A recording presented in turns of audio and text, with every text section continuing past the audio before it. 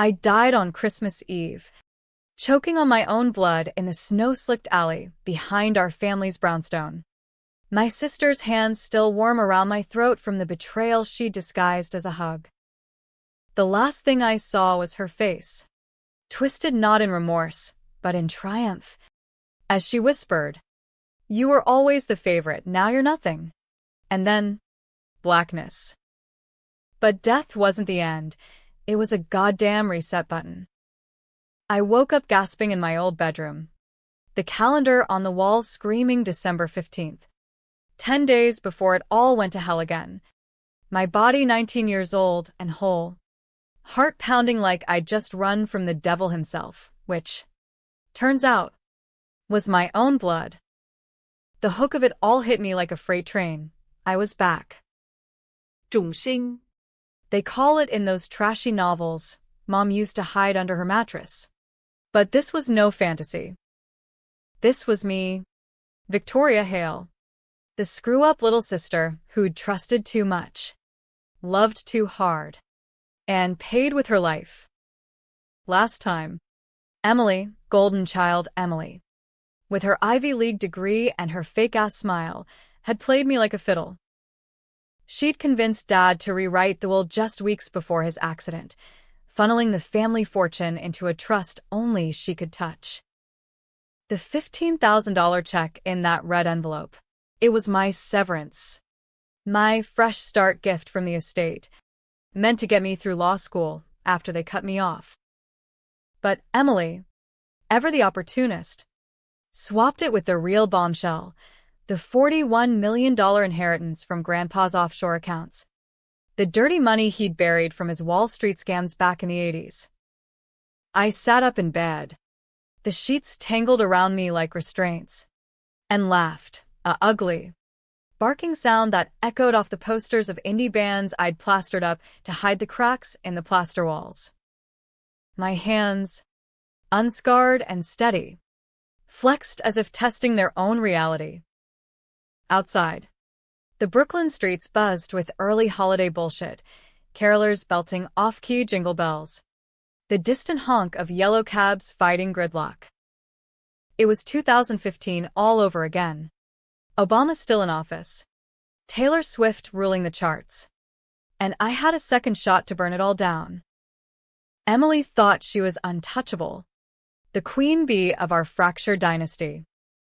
But I knew her secrets now, the affair with Dad's lawyer that greased the will, the forged emails pinning his suicide on me, the way she dosed my drink that night to make sure I slipped on the ice and cracked my skull for good measure. Oh, yeah. This Christmas, payback was going to taste like eggnog laced with cyanide. I threw on my ratty flannel and jeans, the ones that smelled faintly of weed from that party where I'd first caught Emily eyeing the family silver like it was her birthright. Downstairs, the kitchen was a war zone of festive chaos, Mom flitting about in her reindeer apron, basting the turkey she'd overcook as always, while Dad nursed a scotch behind the New York Times, pretending the classifieds held answers to his mounting debts. The Hale family, poster children for American dream gone sour, old money eroded by bad investments, scandals whispered at cocktail parties from the Hamptons to the Upper East Side. Grandpa's fortune was the lifeline, the ghost in the machine we'd all pretended didn't exist. "Victoria, you're up early." Sleepyhead, Mom chirped, her Botox smile not quite reaching her eyes. She was the enabler, the one who'd buried Dad's gambling slips and Emily's shoplifting busts under layers of denial and diazepam. "Coffee? Or are you still on that kale smoothie kick?" I forced a grin, the kind that didn't show teeth. Nah. Ma. "Black coffee, strong as Dad's regrets." She tittered, missing the barb, and I poured a mug, my mind racing timelines. 10 days. That's all I had before the gathering, Emily's word for the holiday ambush where she'd orchestrate Dad's overdose. Frame me as the bitter junkie daughter, and seal my fate with that alleyway accident. But this time, I wasn't playing victim. First move, reconnaissance. I slipped out the back door, the December chill biting like a warning. Brooklyn Heights was decked out in lights that mocked the darkness in our veins, wreaths on wrought iron gates. Kids in puffy coats chasing snowflakes that hadn't fallen yet. I needed wheels. Cash. And a plan that didn't scream crazy resurrected chick. My old beat-up Honda was parked curbside, keys still under the mat like the idiot I was. I fired it up, the engine coughing like a chain smoker, and headed for the one place Emily couldn't touch, Aunt Lydia's storage unit in Queens, where Grandpa's retirement papers were stashed, code for the ledgers detailing every insider trade, every bribed regulator that built his empire. Traffic was a nightmare, cabs weaving like drunk uncles at a wedding. But I made it by noon. The storage facility was a concrete bunker, fluorescent lights buzzing over rows of locked ghosts. Unit 47, my key still worked. Thank God. Inside, dust motes danced in the slanted light from a high window, illuminating boxes labeled Taxes '08 and Photos Do Not Open. I ripped into the one marked Legal, heart hammering as I unearthed the manila envelope. There was the duplicate will, notarized and hidden, leaving 60% to me, Victoria, the disappointing one for reasons only she will understand. Grandpa knew. He'd seen Emily's greed, the way she'd cozy up to his cronies at summer galas, fishing for leverage. And the $41 million? It wasn't clean. It was blood money from a Ponzi scheme he'd run with Dad's silent blessing. Victims' lives ruined in the crash of '08. I photocopied everything at the nearest Staples, hands shaking not from cold but from the rage boiling up like bad bourbon. Back in the car, I scrolled my ancient BlackBerry, yeah. It was that era for Emily's calendar hack. She'd synced it to the family cloud. Arrogant bitch. December 20th. Lawyer MTG, seal the deal. December 24th. Family dinner, make it count. I smirked, deleting the sync on her end remotely. Step 1. Sowed out. That night, dinner was the usual minefield.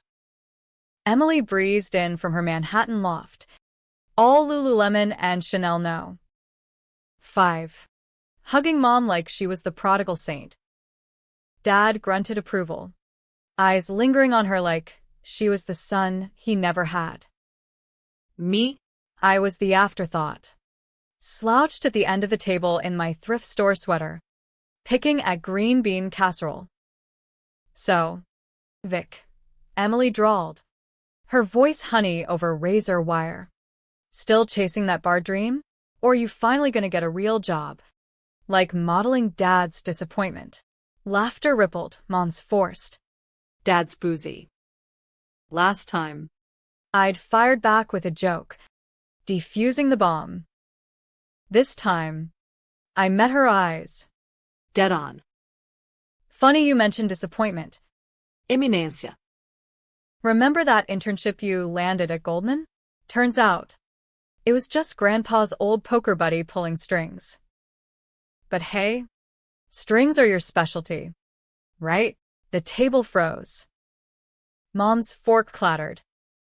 Emily's smile cracked like thin ice. What's that supposed to mean? She hissed. But I just shrugged, sipping my wine, untouched this time. No roofies waiting. Nothing. Merry Christmas. I excused myself early, feigning a headache, and holed up in my room, laptop glowing as I emailed anonymous tips to the SEC. Hail Family Holdings, check the offshore trails. Attach. Redacted ledgers. Not enough to sink them yet, just ripples to make Emily sweat. The next days blurred into a tense tango. Emily ramped up the charm offensive, accidentally leaving spa vouchers on my pillow, Texting apologies laced with passive aggression. Didn't mean to poke the bear. Cease. Let's bury the hatchet. I played along, all wide-eyed innocence, while behind the scenes, I lawyered up, calling a cutthroat attorney from Queens, the kind who ate Wall Street sharks for breakfast. I need dirt proof, I told him over burner phone. And a way to flip a will without looking like the devil. By December 20th, her lawyer meeting hit a snag. I knew because I tailed her in a rental Prius, parked across from the Midtown high-rise, watching her storm out, face thunderous, phone glued to her ear. What do you mean the originals are missing? Find them, or we're both going down. She didn't see me, but I saw everything, the way she chain-smoked menthols, a habit she'd hidden from Mom, her heels clicking fury on the sidewalk. That night, family game night turned into a powder keg. Dad broke out the Monopoly board, his idea of bonding. But Emily was off, fidgety, snapping at Mom over burnt cookies. I waited for the lull, then dropped the bomb casual as pie. Hey, Dad. remember Grandpa's stories about that big score in the 80s? Said it was all above board. But I found these old letters in the attic. I slid the photocopies across the table, innocent-looking missives hinting at the Ponzi. No names, just enough to stir the pot. Dad paled, Scotch glass trembling. Emily snatched them, eyes darting like a cornered rat. Where the hell did you get these? Vic, this is bullshit. Grandpa was a saint. Was he? I leaned in, voice low. Or was he the reason we live like kings on borrowed time? Asked Dad. He was there. The silence stretched, thick as fog off the East River. Mom started hyperventilating, fanning herself with a napkin. Dad finally spoke, voice gravel. Enough. Victoria. Drop it. Emily. Upstairs. Now. She complied, but not before shooting me a look that promised murder. Ironic, given her track record.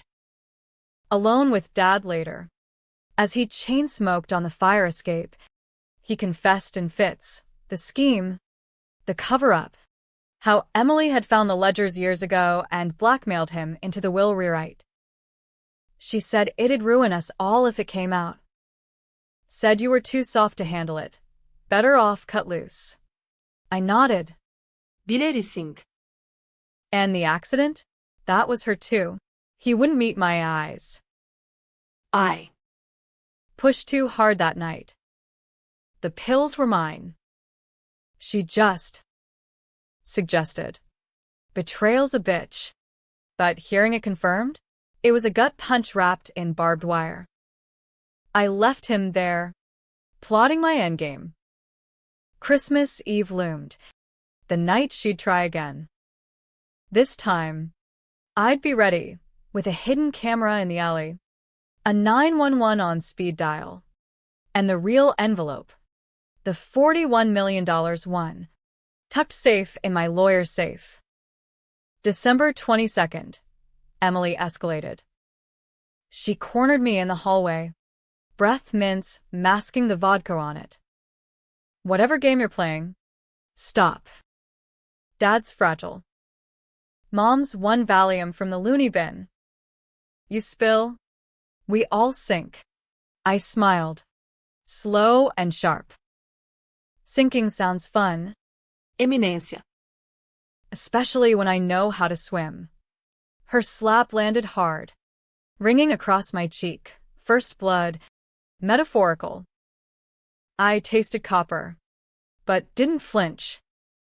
You're pathetic, she spat. Always have been. The family reject. Chasing shadows. Shadows like your affair with Harlan? The lawyer? Yeah. I know. Photos don't lie. Bluff. But it landed. She blanched, backing away like I'd swung first. By the 24th, the house thrummed with forced festivity. Turkey roasted, lights twinkled, but undercurrents roiled. Mom popped pills like candy, Dad avoided eye contact, and Emily, she was a live wire, snapping at caterers, rearranging ornaments like they offended her. The gifts piled under the tree. Mine. The slim red envelope with a $15,000 check. Innocuous. Hers, a decoy. Fat and sealed.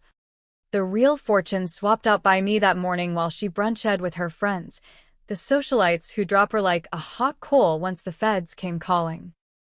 Dinner was a farce. Toasts to health. Laughter tinny as aluminum foil. Then, the moment, Emily, playing Santa, handed out presents with theatrical flair. Mine first, the generous severance. Her smirk saying gotcha. I opened it slow, feigning surprise at the check. Ah. 15 grand? Thanks. Family. Just what a broke-ass needs. Then her turn. She tore into the envelope, the one labeled Victoria's future in Mom's loopy script. Paper rustled, and her face, oh, God. Her face went from smug to slack-jawed in a heartbeat. She pulled out the document, the one I'd forged with my lawyer's help, an SEC subpoena, stamped and official, demanding all Hale assets for investigation into fraud. No check. Just a death knell. What? What the fuck is this? She whispered. Then louder. Voice cracking. Victoria. You bitch. The table erupted. Mom shrieked. Dad slammed his fist. And I stood, Calm as a winter lake. Merry Christmas. Eminencia. Turns out, you opened the wrong one. That's not 15K, that's 41 million reasons you're going down. She lunged, but Dad caught her arm, eyes wild. Enough. God damn it. Emily, it's over. The ledgers. The will Victoria knows. We all do. Sirens wailed distant. My anonymous tip to the cops about a disturbance at the brownstone. Timed perfect. Emily crumpled, sobbing crocodile tears. You don't understand. It was for us, to keep the family together. Liar, I said, voice steel. It was for you. Always you. Cops burst in, badges flashing under the holiday lights, cuffing her as she screamed denials. Mom fainted into Dad's lap, and I watched from the doorway, snow starting to fall outside, washing the world clean. The real envelope, the $41 million transfer. Legit now with a duplicate will filed, sat heavy in my purse. Twist. Grandpa's note inside. Revealed later. Forgave Dad. Tasked me with restitution to the victims. Payback wasn't just revenge, it was justice. American style, messy, litigious, and unapologetic. As they hauled Emily away, her eyes met mine through the cruiser window. Not hate. For once, just fear. Real. Bone deep. Vic. Please. I turned away, breath fogging the glass. Too late. Cease. This is the gift that keeps on giving. Epilogue hit like dawn after a bender. 6 months later, the trial was tabloid gold. Hale heiress in Ponzi plot. Family betrayal shocks Manhattan. Emily copped a plea, 10 years. White-collar wing at Bedford Hills. Dad entered rehab. Mom therapy. And me, I cashed the check. Paid the victims what I could from the cleaned-up fortune. And started Hale Restitution Fund. Law school waited. But now on my terms, no shadows. Nostrines. Sometimes. Late nights in my new loft overlooking the Hudson. I wonder if death was the real gift, second chances wrapped in thorns. But as fireworks lit the 4th, I raised a glass to ghosts. To betrayals buried, I toasted the empty room. And to rising from the goddamn ashes. The courtroom smelled like stale coffee and desperation. The kind that clings to wood-paneled walls in federal buildings downtown. It was June, 6 months post-Christmas carnage. And Emily's trial was dragging into week 3, prosecutors painting her as Lady Macbeth in Louboutins. Defense spinning sob stories of a troubled heiress, warped by daddy's neglect. I sat in the back row, anonymous in a sea of reporters and rubberneckers, my testimony looming like a guillotine. But this wasn't about her anymore. It was the coda to my resurrection. The final stitch in a wound that had festered for 2 lifetimes. Flashback to the immediate aftermath, that chaotic Christmas morning when the cops had dragged Emily kicking and screaming into the squad car, her designer coat flapping like a defeated flag. I'd followed at a distance, my Honda trailing the blues through slushy streets to the precinct on Atlantic Avenue. The desk sergeant, a burly guy with a mustache like a push broom, had eyed me warily as I flashed my ID. Family? This one's a doozy, assault. Fraud tip line blowing up. She's my sister, I'd said, voice steady despite the adrenaline crash. And yeah, it's a doozy. They let me in the observation room. One-way glass separating me from the interrogation. Emily sat ramrod straight under fluorescence, mascara tracks carving rivers down her cheeks. But her eyes? Sharp as ever. Calculating angles even in cuffs. Detective Ruiz. A no-nonsense Latina with a Brooklyn accent thick as bagels. Leaned in. MS. Hail. We got calls flooding in SEC, IRS, even a victims advocacy group. Care to explain why your name's on a subpoena for $41 million in laundered funds? Emily's laugh was brittle, echoing off cinder blocks. It's a mistake. My little sister, Victoria, she's unstable. Jealous. She's been hacking my accounts, forging docs. Ask my father. Ruiz slid photos across the table, the alley cam footage I'd planted, time-stamped December 24th, showing her silhouette shoving me toward the ice-slicked dumpster. No clear face. But the red coat?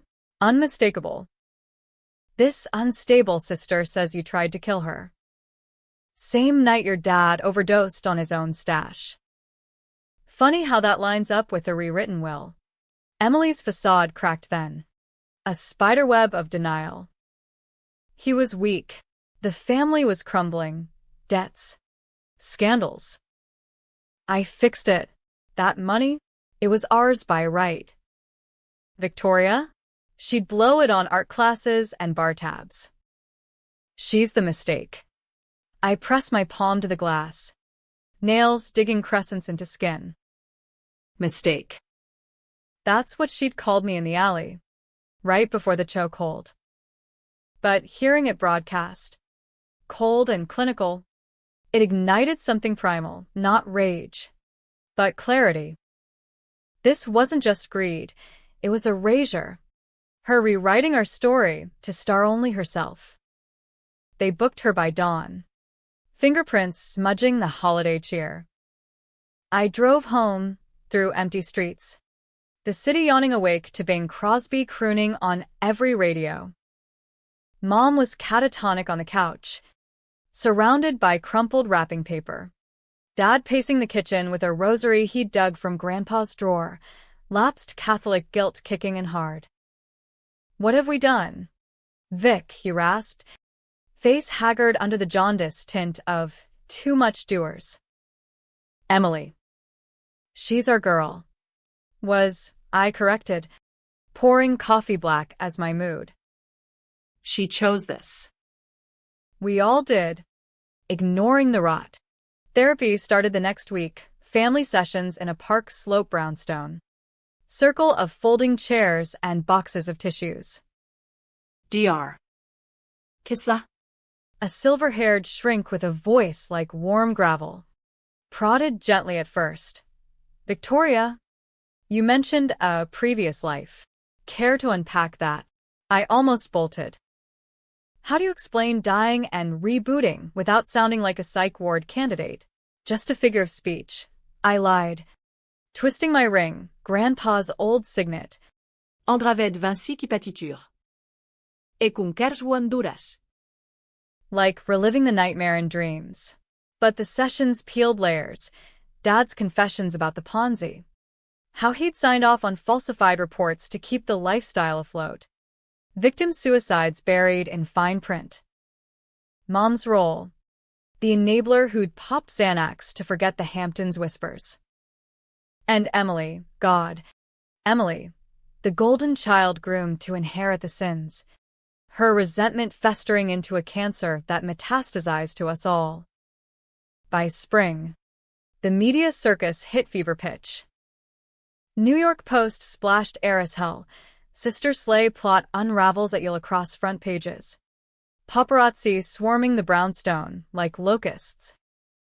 I dodged them with hoodies and back alleys, holing up in Aunt Lydia's Queen's walk-up, plotting my future amid stacks of legal briefs. The duplicate will held up, filed retroactively with affidavits swearing Grandpa's intent. The $41 million? Frozen pending investigation. But my cut cleared after restitution. $8 million wired to a victim's fund.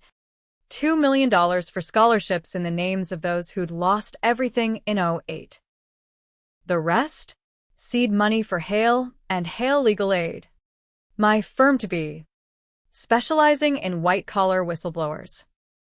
Emily's defense team circled like sharks, top dollar from her slush fund, arguing diminished capacity. Daddy issues. The works. But the evidence mounted. Recovered emails. Harlan the lawyer's plea deals spilling the affair and forgeries. Even a jailhouse snitch from her brief Rikers stint claiming she'd bragged about fixing the family problem permanently. My testimony day arrived sweltering. AC wheezing in the federal courthouse. I took the stand in a crisp navy suit. Hair pulled back severe. No makeup to hide the shadows under my eyes. The prosecutor, a whip-smart ADA named Patel, walked me through it gentle, the will swap, the alley push, the forged docs. Then cross-exam, Emily's lawyer, a slick Harvard type in pinstripes, leaned in with a smirk. MS. Hale. Isn't it true you've struggled with substance abuse? That your so-called evidence could be the ravings of a jealous addict. Objection overruled. I met his gaze. Unflinching. Struggled? Yeah. But I got clean before Christmas, before my sister tried to choke the life out of me for a paycheck. As for jealousy, try survival. Emily didn't just steal money. She stole our chance at redemption. The jury, a mix of blue-collar commuters and midtown drones, leaned forward. Notebooks forgotten. I dropped the hammer, reading Grandpa's letter aloud. Voice steady. His words indicting the whole rotten core. Gasps rippled. Emily, at the defense table, buried her face in hands that weren't quite hiding the glare. Verdict came swift. Guilty on all counts: fraud, attempted murder, conspiracy. 10 years. Eligible for parole in 7. Her empire reduced to commissary cash. Sentencing. She turned to me one last time. Orange jumpsuit clashing with the courtroom's somber tones. You won. Beak. Happy now? Families destroyed. I stood. Close enough for only her to hear. Destroyed? Nah. Renovated. Merry fucking belated Christmas. Outside. Rain slicked the steps. Reporters shoving mics like bayonets. I pushed through, hailing a cab to the new office, glass walls overlooking the Brooklyn Bridge. Brass plaque gleaming. Hail Restitution Partners. First client. 08 crash widow. Eyes haunted but hopeful. Clutching a file of IOUs. Nights blurred into casework. But ghosts lingered. Dreams of the alley. Emily's hands cold now instead of warm. Or Grandpa's voice gravelly. Make it right. Kid. Or, what's the point? I dated a barista named Jax with tattoos and trust issues, casual. No strings. Testing if my heart still beat for more than vengeance. Twist came Labor Day. A manila envelope unmarked on my desk. Harlan. Post plea. Spilling one last bean. Emily hadn't acted alone. Mom, sweet. Pill-popping mom had known about the Ponzi from day one. Funneled hush money to witnesses. The enabler wasn't just passive. She was architect. Protecting her girls by any means. The note inside. Forgive her. Vic. Or become her. I burned it in the sink. Watching flames dance like Christmas lights. Confrontation waited. A quiet dinner at the brownstone. Now sold. Proceeds to the fund. Mom's hands trembled over pasta. Confession tumbling out in sobs. I thought. Keeping it quiet kept us safe. Safe. I echoed. Fork still. Or selfish. She reached for me. And for the first time, I let her. Forgiveness isn't absolution, it's a truce. We rebuilt slow, weekly calls, joint fundraisers, Dad's rehab, turning him into a quiet advocate, speaking at victim groups with a humility I'd never seen. By December again, snow blanketing the city like fresh slate, I stood on my balcony, envelope in hand, not red, but cream, embossed with the firm's seal. Inside, incorporation papers, signed witnesses, a legacy not stolen but forged in fire. Emily's postcard from prison arrived that week. Terse. Scrawled, "You're right. Renovate without me." Love. Eminência. I didn't write back. Instead, I lit the tree solo, ornaments tinkling like wind chimes, and raised a glass to the woman I'd become. Survivor. Not saint. Avenger. Not victim. In America, second chances come bloody, but they come. And this Christmas, the only gift that mattered was the one I gave myself, freedom, wrapped in the hard-won truth that family isn't blood. It's chains you choose to wear. Or break. 2 years post-verdict, the holidays had lost their venom, morphing into something tolerable, neutral ground, like a ceasefire in a family feud that never fully ends. I'd moved uptown. A one-bedroom in Chelsea with exposed brick and a view of the High Line that cost an arm but bought peace. The firm thrived. Hail Restitution Partners, now a 6-attorney outfit, poaching talent from big law disillusioned by the grind. We specialized in the underdogs, whistleblowers, crash survivors, the little guys Wall Street chewed up and spat out. My corner office overlooked the Hudson, a far cry from the alley's grime, and on the wall hung Grandpa's signet on a chain. Vincitka patted her glinting like a talisman. But scars itch, especially in December. The anniversary hit like seasonal affective disorder on steroids, dreams of red envelopes and choking hands, waking sweat-soaked with Emily's whisper echoing, "You're nothing." Jax and I had fizzled after a year. His artist's soul clashed with my litigator's edge. Our fights devolving into "you planned everything" versus "you live in chaos." Fair, but exhausting. Solo suited me now, brunches with Aunt Lydia. Runs along the West Side Highway. Case files stacking like cordwood.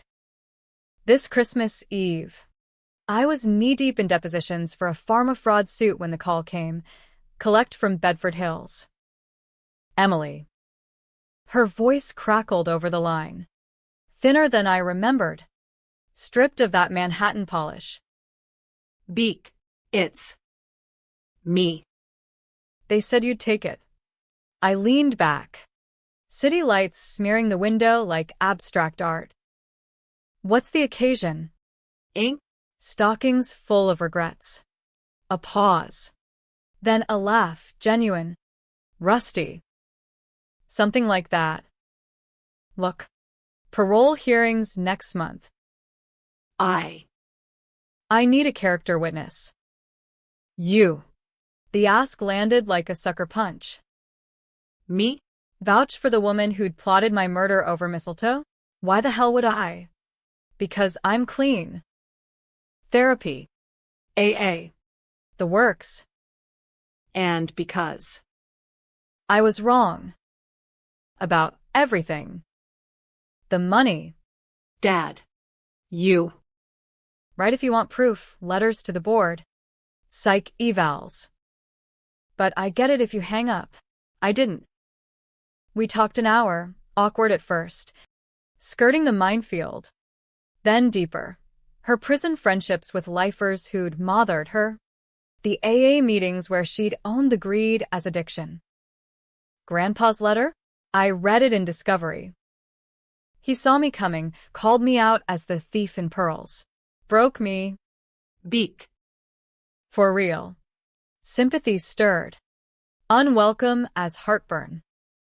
Broke? Or just bent? Shattered. Rebuild if you can. Click. I mulled it overnights. Pacing the loft to Coltrane's sax. Weighing blood against justice.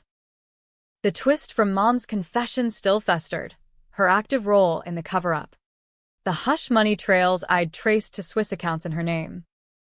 We'd patched fragile. But trust? Shattered glass doesn't glue seamless. Yet Emily's plea tugged, a loose thread in the revenge tapestry I'd woven so tight. New Year's brought resolution. I'd go. Not as savior, but witness. The parole boardroom was sterile, linoleum floors. Folding table. Panel of suits with clipboards. Emily entered cuffed. Jumpsuit swapped for khakis and blouse. Hair cropped practical. Face stripped of artifice. No makeup. No armor, just a woman in her 30s. Lines etched by regret. Her statement was raw. Admissions of manipulation. The affair as power grab. The alley as panic-fueled snap. I thought I was protecting legacy, she said. Voice steady. Turned out, I was destroying it.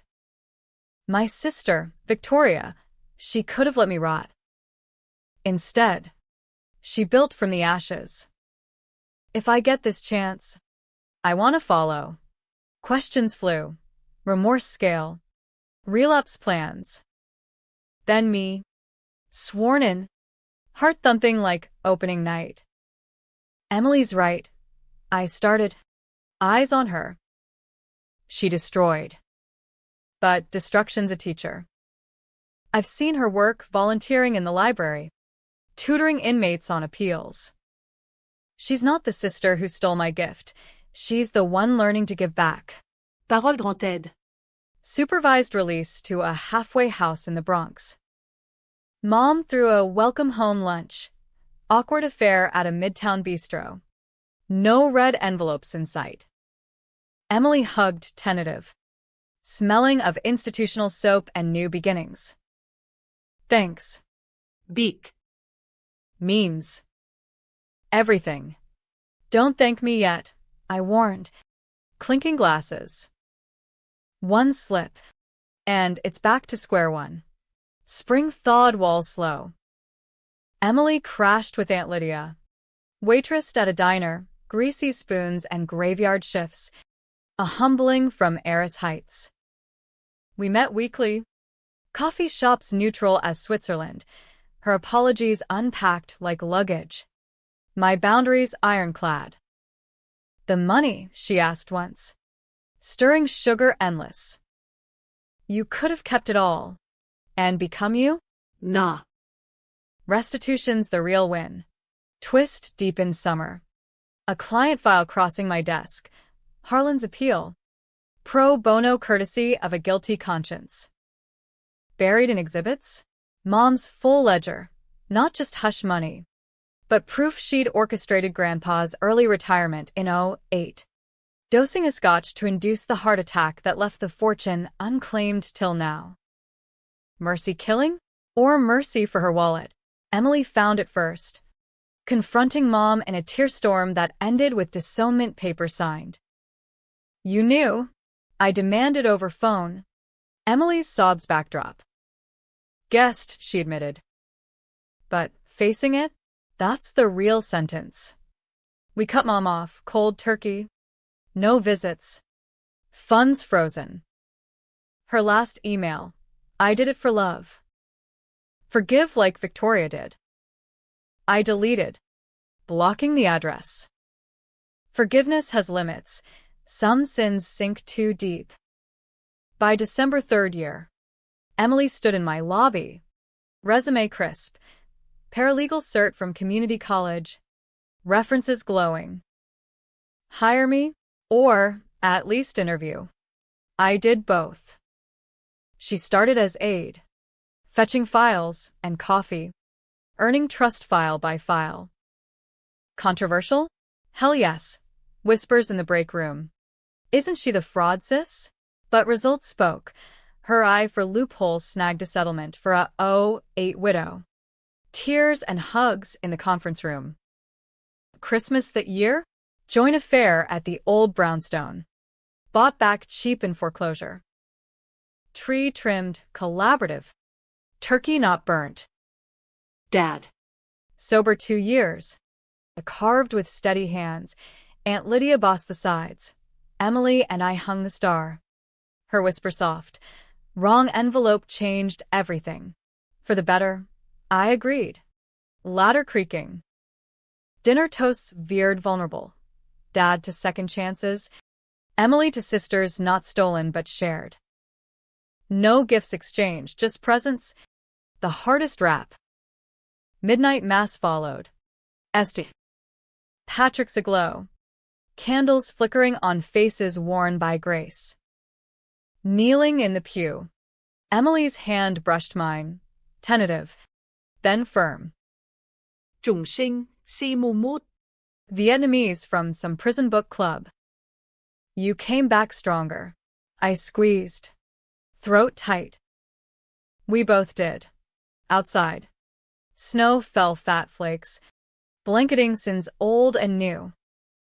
The city pulsed alive, cabs splashing gutters. Laughter spilling from bars, America's heartbeat, flawed and fierce. Betrayal had birthed this, not a perfect family, but a functional one, forged in controversy's fire. Tension's grip yielding to tentative hold. Walking home, arm linked with Emily's, I felt the weight lift, not gone, but lighter. Revenge? Overrated. Resurrection? The real gift, messy, American, unending. And in that, a happy ending, twisted just enough to feel true.